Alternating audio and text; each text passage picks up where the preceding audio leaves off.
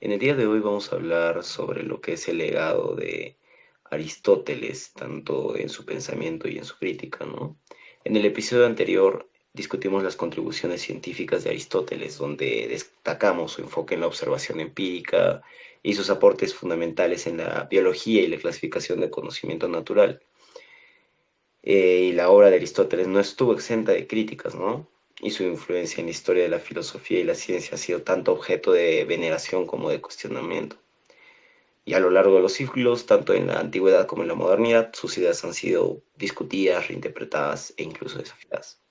Y hoy nos vamos a enfocar en esas críticas, ¿no? En su legado, tanto de sus contemporáneos como de los pensadores modernos. Esto vamos a hacerlo para comprender cómo han moldeado la interpretación de sus obras. Vamos a examinar su legado y cómo ha impactado en diversas disciplinas, ya que sabemos que Aristóteles no solo fue un pensador clave en la filosofía, sino que también sus ideas han tenido influencia duradera en la ciencia, la ética y la política, y todo lo que hizo Aristóteles llega a perdurar incluso en el mundo actual, en el mundo neocontemporáneo. Sus aportaciones en las áreas tan diversas como es la lógica, la metafísica y la ética hasta ahora, como bien sabemos, siguen siendo estudiadas y aplicadas. Y entonces este análisis nos va a llegar a permitir ver cómo sus conceptos, aunque reformulados y criticados, llegan y continúan siendo revelantes, como su influencia ha sido crucial en el desarrollo del pensamiento occidental, ¿verdad? Y bueno, Marco, ahora con lo que es las Bien, críticas a las ideas de Aristóteles en la antigüedad y en la filosofía moderna. gracias, Samir. Es muy interesante Aristóteles y también es muy interesante escuchar las críticas que tuvo Aristóteles.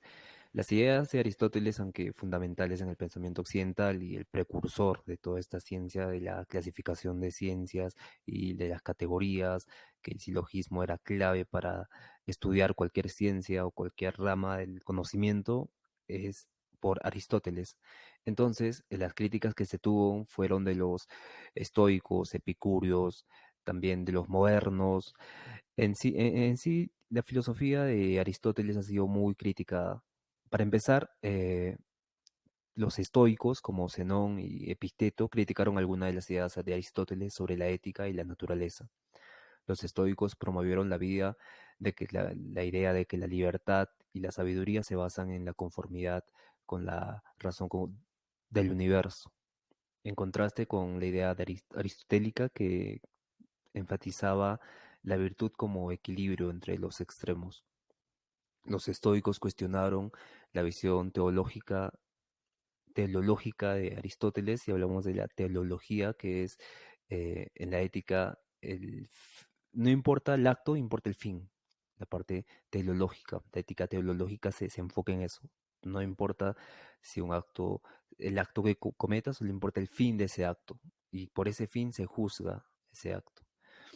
Y como el enfoque ontológico, el enfoque ontológico no importa el fin, importa el acto mismo. Y en este enfoque ontológico de la ética hablamos ya de Kant, con su imperativo categórico.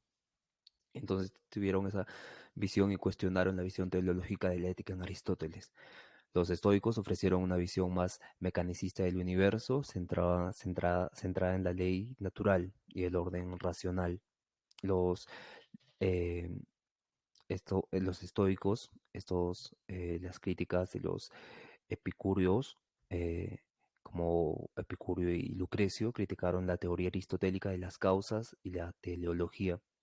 La filosofía epicúrea se basaba en el materialismo radical, este materialismo, y en la búsqueda del placer como el bien supremo, en lugar de los fines teleológicos propuestos por Aristóteles, que es la felicidad, buscar la felicidad, y la teoría del conocimiento de los epicúreos, que enfatizaba la percepción sensorial y la experiencia directa como la base del conocimiento, contrastaba con la visión de Aristóteles sobre las formas y las esencias, y que consideraba principios internos de los objetos, que la esencia de una botella está dentro de la botella, la esencia misma. No viene del mundo de las ideas, pero tampoco viene de la forma de la causa material, sino tiene cuatro causas, como vimos antes, de la causa formal, de la causa final, de la causa eficiente. Y estudiando esas causas vamos a conocer la esencia de esa cosa. Y esto los epicúreos, básicamente, que eran, por así decirlo, un poco materialistas y buscaban el placer como fin último y no estaban de acuerdo con esta teoría de las cuatro causas de Aristóteles. También tuvo críticas de los neoplatónicos. Los neoplatónicos como Plotino criticaron la teoría de las formas de Aristóteles, que difería mucho de las ideas de Platón. Los neoplatónicos promovieron una visión más mística y metafísica del mundo, centrada en el uno y la emanación de la realidad desde esa fuente divina que existe, ese mundo de las formas y de que ahí se degrada hasta el mundo material, como imitación, imitación, imitación de esa forma perfecta y pura de las cosas. Y en lugar de la clasificación de Aristóteles de las sustancias y las causas, los neoplatónicos defendieron un dualismo entre el mundo material y el mundo espiritual, y una visión de la realidad como emanación del principio del absoluto, del uno, del bien. También tuvo críticas en la filosofía moderna, la teoría teleológica de Aristóteles, que sostiene que toda la naturaleza tiene un fin intrínseco en sí mismo, un propósito, fue cuestionada por la teoría de la evolución de Charles Darwin, donde la evolución por selección natural proporciona una explicación naturalista del cambio en los organismos sin necesidad de un propósito teleológico, que estos se dan por la supervivencia del más apto, del más fuerte, y no existe un fin en eso, sino el hecho es el que ya está brindándose en el desarrollo de la evolución. En cambio, Aristóteles nos diría que este propósito es teleológico, que hay un fin mayor, el fin importa y eso es lo relevante, pero en en la, en este rechazo a la teleología por Charles Darwin y la filosofía moderna, se dio este, este choque, ¿no? Porque si pensamos que todo tiene un fin y que ese fin es la virtud, es, es la esencia de las cosas, porque recordemos que esta teleología no solo se daba en la ética, que es un enfoque muy importante en la ética, pero esta teleología también se amplía a otros conocimientos como la lógica y la filosofía de la naturaleza. Y esto es muy importante resaltar porque vemos ahí la visión de Aristóteles de pensar que todo en el mundo, todo lo que podemos practicar, conocer y saber y experimentar tiene un fin en sí mismo. Y esto es muy interesante porque este pensamiento es contemporáneo, que también en la ética se estudia mucho esta parte teleológica y ontológica de la ética. Bien, en la generación espontánea, Aristóteles propuso la idea de esta generación espontánea que afirmaba que la vida podía surgir de manera inorgánica. Esta teoría fue refutada por experimentos realizados por el Louis Pater en el siglo XIX, que demostraron que la vida proviene de otras formas de vida y no surge de manera espontánea. Hay una teoría, la teoría de la panspermia también, que dice que hubo una colisión de meteoritos y que la vida no es de este planeta, sino que viene del exterior. La teoría de la panspermia también estaría en contra de esta generación espontánea. Esta generación espontánea es simplemente eh, causas y efectos, pero tienen un fin en sí mismo, que es la vida. Y esto vamos a ver que se relaciona mucho con su ética. Las críticas que tiene la filosofía empirista es muy importante. Los filósofos empiristas como David Hume y John Locke criticaron la teoría de Aristóteles sobre la forma y la esencia. En lugar de aceptar que el conocimiento se basaba en formas abstractas, los empiristas argumentaron que el conocimiento se deriva de la experiencia sensorial y la observación directa. La teoría de las causas de Aristóteles fue desafiada por la filosofía empirista, que enfatizaba la importancia de la experiencia y la evidencia en la comprensión de las relaciones causales en lugar de principios abstractos. Los empiristas básicamente son los ingleses, ¿no? Esta escuela empirista que hasta actualmente sigue teniendo relevancia en la actualidad. Y otra crítica que también que hace y muy importante es en la filosofía analítica, en la lógica y la argumentación.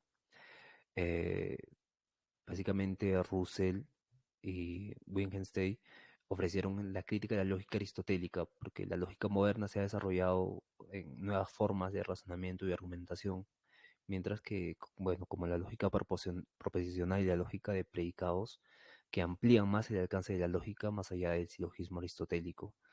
La lógica aristotélica no aborda adecuadamente ciertas paradojas y problemas lógicos identificados más tarde, y la filosofía analítica ha desarrollado herramientas para tratar estos problemas, como los sistemas de la lógica modal o las teorías de tipos. La lógica modal es muy importante, pero también tuvo críticas del pragmatismo. Filósofos como William James o John Dewey desafiaron las nociones aristotélicas sobre la verdad y la teoría del conocimiento. En lugar de buscar verdades abstractas e inmutables, el pragmatismo ha enfatizado en la utilidad y en la aplicación práctica del conocimiento como criterio de verdad. Y bueno, esta crítica también se la hacía a Platón, ¿no? Porque cómo entonces conocemos, cómo aplicamos las formas perfectas e inmutables que están en el bien, en el mundo físico, cómo se hace este paso de lo ontológico a lo cognoscitivo.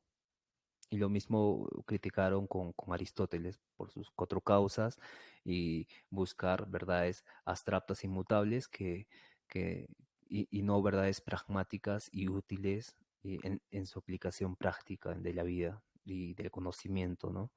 Esa es la crítica que el pragmatismo hace a Aristóteles y que también hace a todos los idealistas, por un lado. Aunque Aristóteles no fue realmente del todo idealista, tiene ciertos componentes abstractos como las cuatro causas que hacen que los pragmatistas o los utilitaristas o los empiristas ingleses no estén de acuerdo con Aristóteles. Ahora vamos a pasar cómo estas críticas han influido en la interpretación de sus obras. Samir, ¿nos puedes ampliar este conocimiento? Claro, miremos la vista de la influencia de todo eso, de la filosofía y la ciencia, ¿no? Como bien sabemos, Aristóteles ha tenido un impacto duradero tanto en la filosofía como en la ciencia, influenciando múltiples campos a lo largo de los siglos, ¿no? Y sus ideas no solo han moldeado el pensamiento en la antigüedad y la Edad Media, ¿no? Sino que su influencia está persistiendo en la filosofía actual. No solo en la filosofía y ciencias contemporáneas, ¿no? Ahora, en este segundo segmento vamos a explorar cómo estas teorías han dejado una huella indeleble en estas disciplinas y cómo siguen siendo relevantes hoy en día. Por ejemplo, en la filosofía, tanto en la metafísica como bien hablamos en la en el día de ayer, en la metafísica, la obra misma de tal nombre de metafísica fue la primera en sistematizar lo que conocemos como metafísica o como filosofía primera. En esta introdujo conceptos fundamentales como el ser en cuanto ser, las causas, la sustancia, y todas estas mismas eh, de las causas finales o propósitos han sido tema de debate, ¿no? Pero su influencia sigue siendo central en discusiones sobre la naturaleza de la realidad, la existencia de entidades abstractas y lo que es el cambio. En la filosofía contemporánea, algunos movimientos como la fenomenología y la ontología analítica han revistado, ¿no? Revisitado todas las ideas aristotélicas, especialmente en lo que se refiere a la estructura del ser y la esencia de los objetos.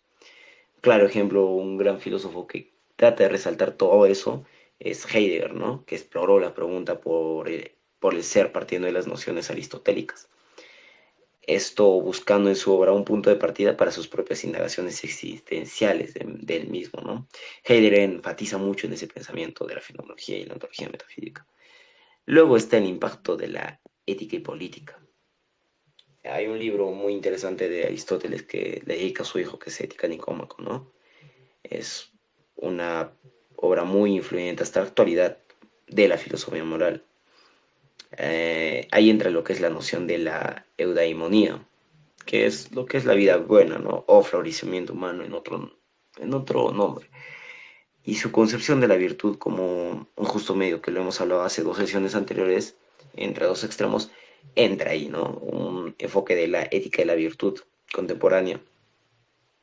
Esencialmente, es esencial hablar de esto actualmente, más que vivimos en países que sufren bastante de ausencia de lo que es ética y moral, ¿no?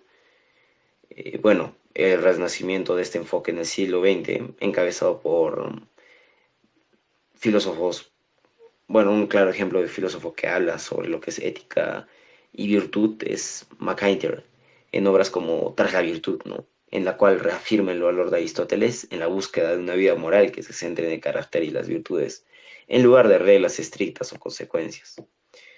Eso más que en lo ético.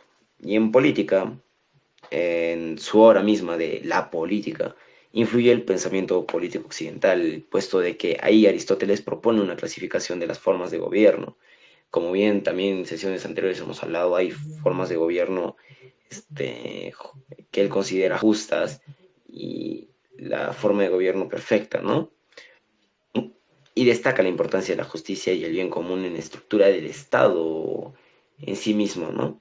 Y Aristóteles, como bien sabemos, fue uno de los primeros en ver al ser humano como un son político, que es el animal político, lo que implica que la vida en la comunidad es una parte inherente de la naturaleza humana, aunque sus visiones sobre la democracia de Aristóteles o la esclavitud hasta ahora son muy desafiadas.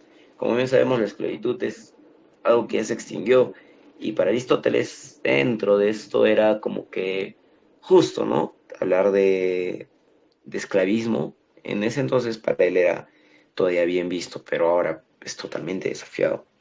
Entonces, ver de ese punto su enfoque sobre la ciudadanía y el rol de gobierno hasta ahora sigue siendo relevante en la teoría política actual.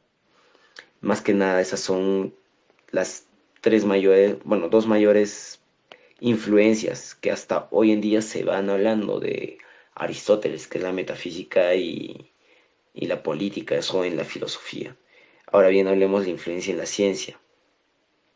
Aunque algunas de las teorías científicas de Aristóteles fueron superadas por avances posteriores, podemos concluir de que su impacto en la ciencia es innegable, especialmente en términos de método y enfoque sistemático. Como claro ejemplo, él es el fundador de la lógica formal, con su teoría del silogismo como núcleo de la inferencia deductiva. Aunque la simbología simbólica moderna ha avanzado mucho desde su tiempo, los fundamentos aristotélicos aún son enseñados en cursos de lógica básicos.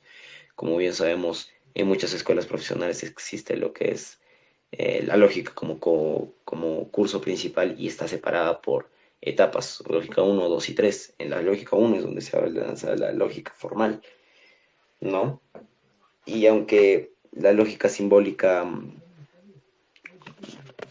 moderna da enfoque en la validez formal del razonamiento, nos damos cuenta que fue crucial para la evolución del pensamiento lógico. Y su influencia se ha llegado a extender no solo a la filosofía analítica, ¿no? Sino que ha llegado a otros niveles, a otras ciencias, como la matemática y la informática hoy en la actualidad.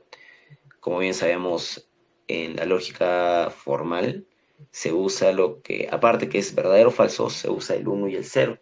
Y el uno y el cero es ahora un idioma binario, ¿no? Es por eso que la lógica ha llegado hasta otras ciencias. La informática llega a ser una ciencia dentro de la lógica, que es lo que indican algunos filósofos y científicos, ¿no? Luego está lo que es el sistema científico aristotélico. Aunque el método científico podemos indicar que en base a la biología Aristóteles fue el pionero de esta misma, ¿no? En observación de la naturaleza y la clasificación sistemática de los seres vivos que hablamos en la anterior sesión. Aunque muchas de sus ideas fueron recontra superadas, su enfoque en la observación empírica y el análisis y la clasificación tuvo un impacto perdurable en el desarrollo del método científico. Y para Aristóteles la naturaleza sabemos que está organizada de manera jerárquica y teleológica, con cada ser cumpliendo una función o propósito en el mundo natural. Y en biología, como bien estudiamos, sus estudios sobre animales en obras como Historia de los animales y sobre partes de los animales sentaron todas esas bases para la biología observacional y descriptiva. Aunque el pensamiento que lo desafió es el de Charles Darwin, ¿no? El darwiniano, finalmente reemplazó enormemente la teleología aristotélica. No podemos indicar que Charles Darwin se quedó a la par, indicamos que superó. Su enfoque sistemático influyó bastante en Charles Darwin y también en la taxonomía y en la clasificación de las especies actualmente. Luego entramos a lo que es algo más a una ciencia un poco más alejada de lo que es la filosofía, lo que es la biología, que es la astronomía y física. La astronomía y física aristotélica eh, dominaron el pensamiento durante siglos, hasta que fueron desafiadas por dos grandes figuras en lo que es la astronomía y física, Copérnico y Galileo, ¿no? Grandes personajes. Puesto de que Aristóteles concebía el universo como geocéntrico, con los cuerpos celestes moviéndose en órbitas perfectas alrededor de la Tierra. Indicaba que la Tierra era el centro del universo, según Aristóteles. Lo único que afirmaba que hasta ahora permanece como idea es que la Tierra gira, ¿no? Y también orbita. No solo que todo orbita ante él, sino que la Tierra también orbita. Aunque este modelo fue refutado por la astronomía de Galileo y Copérnico, perduró en la forma en que los primeros científicos abordaron el estudio del universo, o sea, a través del racionalismo y el sistematismo. Nos damos cuenta que incluso en la filosofía moderna algunas nociones aristotélicas van a seguir siendo ahora actualmente puntos de referencia, como la idea de la causalidad. Y aunque la ciencia actual se ha alejado de sus nociones físicas, nos damos cuenta que su enfoque en la explicación de causas va a seguir siendo importante en el pensamiento científico, no se va a quedar ahí. Tenemos que tener en cuenta que Aristóteles es un gran pensador y que alguien como él va a tener un pensamiento trascendental a pesar de que sus libros ya quedaron atrás. Pero no, el pensamiento sigue permaneciendo. Tenemos que tener en cuenta eso. Ahora bien, hablemos de la relevancia contemporánea de hoy en día, puesto de que Aristóteles sigue siendo una figura central en la ciencia y en la filosofía. Sabemos que sus teorías científicas han sido superadas como pensadores que ya hablamos, Copérnico, Galileo, Charles Darwin, pero el método científico, la organización de conocimiento, perdura en diversas formas. Como bien hablamos, repasando en la filosofía, su ética de la virtud y su enfoque político aún inspiran debates sobre cómo debemos vivir y cómo debemos gobernarnos. Y su teoría del conocimiento aboga por un equilibrio entre la experiencia sensorial y el razonamiento. Vamos a ver esa relación con los enfoques contemporáneos que buscan integrar lo empírico con lo teórico. Eso es poco visto en otros pensadores. Aristóteles deja bien claro en eso. Y ahora, en la ciencia, como vemos, Aristóteles no es más visto que como un científico, es más como un filósofo, pero sin embargo deja en claro que también aportó mucho en la ciencia, en el sentido moderno. Y en este mismo sentido, su enfoque en la clasificación y la observación empírica fue bastante precursor en el pensamiento científico que aún prevalece hoy. Para concluir este segmento, podemos dar a entender que Aristóteles no solo llegó a establecer las bases de la filosofía occidental, sino que dejó una huella profunda en la ciencia. Su legado es un claro testimonio de su capacidad para estructurar el conocimiento y para nosotros darnos cuenta y hacernos preguntas fundamentales sobre la realidad, sobre esta misma y muchas de las cuales siguen resonando en nuestros debates actuales. Entendamos a Aristóteles como un gran pensador. Bueno, Marco, ¿algo que agregar? Es muy, muy importante lo que mencionaste antes sobre Heidegger y Aristóteles, porque vemos que es muy diferente el enfoque filosófico que tienen ambos. Y esto hace que se hable, porque Heidegger está de acuerdo con Aristóteles, pero al final está en contra de Aristóteles. Va con Aristóteles hasta cierto punto, pero luego se separa. Y Heidegger es un filósofo importante en el siglo contemporáneo actual, y por eso es importante hasta Heidegger hablar de Aristóteles. Para tener un poco el contexto más claro, Aristóteles nos habla de poesis y praxis. Eh, Aristóteles acá clasifica las formas descubridoras de vida, o sea, acciones que descubren si algo tiene vida o no. Aristóteles hace esa categorización, como vimos anteriormente, donde categoriza absolutamente todo. Y ahí categoriza lo que es episteme, y que se puede actualmente en la modernidad se utiliza para la epistemología, o sea, el método científico, y cómo debe este método científico debe guiar la ciencia. Sofía, básicamente conocimiento, técnica, prónesis, el saber práctico, y nous, que es, que es la razón misma. Entonces, prónesis, que es saber práctico, acompaña praxis, que es la acción práctica, y se ocupan de asuntos humanos que acontecen en el ámbito sublunar, en el ámbito terrenal. En todo lo que es sublunar es ámbito de las prácticas sociales humanas en el mundo, lo contingente, lo que está en conflicto. Y Heidegger menciona que él piensa prónesis en el modo de vida más apropiado para los humanos, que es descubierta, donde el hombre trata su vida y su ser, una vida individual y su esencia a través del saber práctico. Como vimos anteriormente, Aristóteles veía a la esencia de las cosas eh, dentro de ellas, contenidas en ellas mismas, en los objetos materiales, y de ahí se dividen las cuatro causas. Y conociendo las cuatro causas podemos poner la esencia de las cosas que están dentro de las cosas mismas. Pero estas cosas mismas, al interactuar con el hombre, hay un sujeto y un objeto. Pero con Heidegger esto ya cambia, hay un tipo de chip que cambia, y que en el término ousia. Ousia refiere en la etapa medieval, en la etapa moderna, sobre la esencia misma, la sustancia de Sous. Entonces, ousia es la esencia que está en las cosas del mundo, en las cosas, en los objetos particulares. Y esto en Aristóteles fue un legado muy importante que se tuvo como esta forma de ver el mundo, ¿no? El ousia, o sea, la esencia de las cosas están en las cosas individuales, materiales del mundo. Pero Heidegger, aquí, más adelante, está con Aristóteles hasta cierto punto, pero él divide entre praxis y prónesis, porque el mundo como poiesis, el sabor práctico es la acción y el ejercicio y error, prónesis. O sea, que yo me levanto de la cama no porque, y me vuelvo a meter porque me levanté con el pie izquierdo o me levanté mal, sino lo hago por una acción práctica misma, por una acción misma del estar ahí.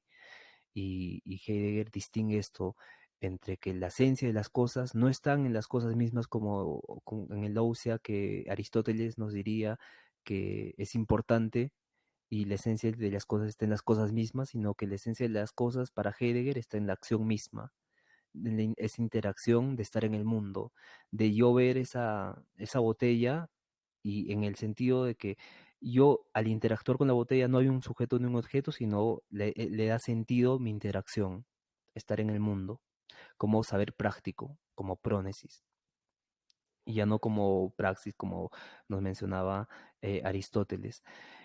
Y de ahí cambia la filosofía profundamente, porque y Heidegger se mete ahí con el método científico, pero está de acuerdo hasta cierto punto con Aristóteles, pero se separa de Aristóteles. Y esto hace que, as- y esto hace que cambie la discusión filosófica de la esencia de las cosas, de la metafísica. Y en ese sentido, eh, Aristóteles ha sido muy importante en definir estos cuatro descubridores de vida, o cuatro acciones que descubren la vida, no, la episteme, Sofía, tecne, prónesis, nous, ousia, y definir y clasificar estos términos que han sido utilizados por filósofos contemporáneos como Heidegger para aplicar a un nuevo enfoque filosófico. Y esto es algo que vamos a avanzar más adelante también, pero es importante tener en cuenta que todo lo que los filósofos se basan en Aristóteles, se han basado en Aristóteles para crear sus filosofías. Hablamos de Heidegger, hablamos de Wittgenstein, hablamos de Rousseau, hablamos de Sartre, hablamos de filósofos contemporáneos que escriben también sobre la ética, como Carol Gilligan, Jono Han y demás, porque Aristóteles ha hecho esta clasificación tan exhaustiva de términos, y que esos términos tienen una abstracción muy importante para el mundo contemporáneo. Y también se ha criticado, ha habido una crítica tan fuerte en esos términos como en Heidegger, que hacen que Aristóteles también sea muy, muy importante para la filosofía. Ya no hablamos de nivel contemporáneo, sino hablamos de nivel escolástico, practístico, la ilustración. hablamos de filosofía barroca, todos han utilizado a Aristóteles para crear su filosofía, para desarrollar el pensamiento, ampliar el pensamiento. Y esto es, y esto es muy importante. Por eso se habla mucho de Aristóteles y también se le hace esas críticas, ¿no? Por ejemplo, las ideas de Aristóteles sobre la ética y el carácter también son relevantes en debates contemporáneos sobre la ética de la inteligencia artificial y la tecnología, especialmente en relación con la responsabilidad y la toma de decisiones morales en sistemas autónomos. Por ejemplo, si un dron por una falla del error mata a unos pobladores y no terroristas en el Medio Oriente, ¿quién tiene la culpa, no? ¿Es la programación o es el que ha programado eso? Si nos basamos en las causas de Aristóteles, la causa eficiente es el que, quién lo ha creado, ¿no? Y la causa final es para qué han creado eso. Entonces la responsabilidad de quién requiere, ¿no? Entonces acá ya también podemos hablar de las bombas atómicas que se han prohibido, de las armas lógicas que se han prohibido, pero ¿y qué pasaría con la parte tecnológica, la inteligencia artificial, las IAs, ¿no? Estos son buenas y cuando se pierdan empleos por causa de las IAs, eh, ¿cómo vamos a solucionar esto a nivel ético, a nivel moral? ¿Quién tendría la culpa o si es ético que las inteligencias artificiales reemplacen al humano y, y Aristóteles va a entrar en juego durante estas discusiones, ¿no? Con su ética teleológica diría que no importa cómo hicimos esto, importa el fin, que las inteligencias son eficientes. Entonces aceptaríamos que es ético que las inteligencias artificiales reemplacen a los humanos en el trabajo. Y acá se puedan abrir un mundo de discusiones y pueden se abrir un mundo de críticas a Aristóteles y por eso es importante Aristóteles hasta en la actualidad y se estudia mucho Aristóteles a nivel mundial. Bueno, amigos, hemos llegado al final de este podcast. No sé si Samir nos quiera recapitular o decir algo más sobre Aristóteles. Y el próximo episodio es las reflexiones sobre Aristóteles, que ya no van a ser más críticas, sino vamos a reflexionar pocos minutos sobre Aristóteles.